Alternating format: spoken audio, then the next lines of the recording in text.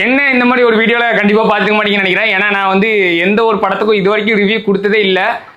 First ஷோவில் போவேன். ஆனாலுமே வந்துட்டு நம்ம சொல்கிறதுக்கு நமக்கு என்ன தெரியும் அப்படின்ற மாதிரி விட்டு போயிடுவேன். இந்த படத்துக்கு எதுக்கு கொடுக்குறேன் ரிவ்யூ கொடுக்குறேன் அப்படின்னு பார்த்தீங்கன்னா, சரி நம்மளும் எவ்வளோ நாள் தான் சொல்லாமே இருக்கிறது, நம்ம மனசில் தோன்றதையும் சொல்லும் அப்படின்ற ஒரு காரணத்துக்காக தான். இன்னைக்கு வந்து நாங்கள் மதராசி படத்துக்கு நான் மணி எல்லாருமே போயிட்டு வந்தோம். படம் எப்படின்னா பிலோ ஆவரேஜ் தான் என்னை பொறுத்த வரைக்கும். இது என்னோட ஒப்பீனியன் மட்டும்தான். ஆனால் நிறைய பேர் இருப்பீங்க, அவங்களுக்காக நான் அவங்கள வந்து நான் டிஸ்டர்ப் பண்ணுற மாதிரி பேசிடக்கூடாது. அதனால என்னை பொறுத்த வரைக்கும் பிலோ ஆவரேஜ் தான். எனக்குமே சிவகார்த்திகேயன் வந்து ரொம்பவே பிடிக்கும். படத்தோட ப்ளஸ்ன்னு பார்த்தீங்கன்னா, சிவகார்த்திகேயன் சார் வந்துட்டு உண்மையாகவே வந்து அவங்களோட நடிப்பு விதம், பாடி லாங்குவேஜ் எல்லாத்தையுமே வந்து சூப்பராக மாற்றி நடிச்சிருந்தாங்க. அப்புறம் வந்துட்டு வித்யுத் ஜம்வால் சார் தான். அவர் வந்துட்டு அப்படியே எப்படி சொல்கிறது, அவர் ரியலாகவே ஒரு மார்ஷியல் ஆர்டிஸ்ட். அதனால வந்துட்டு ஃபைட் சீனு, அவரோட வில்லனிசம் எல்லாமே சூப்பராக இருந்துச்சு. அப்புறம் நம்ம டான்சிங் ரோஸ் அவருமே வந்துட்டு பட்டைய கிளப்பியிருந்தாப்புல.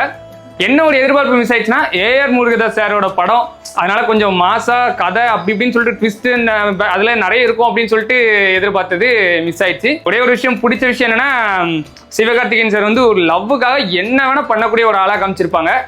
அது வந்து ஆக்ஷன்ல காமிக்காம கொஞ்சம் வந்து பொலைட்டா நார்மலா கொண்டு போயிருந்தா கதை வந்து உண்மையாவே சூப்பரா இருந்திருக்கும் அப்படின்னு சொல்லிட்டு என்னோட ஒப்பீனியன். மொத்தத்துல எதிர்பார்ப்பு மிஸ் ஆயிடுச்சு. கண்டிப்பா படம் ஒன் டைம் பார்க்கலாம், அவ்வளவுதான் என்னால் சொல்ல முடியும்.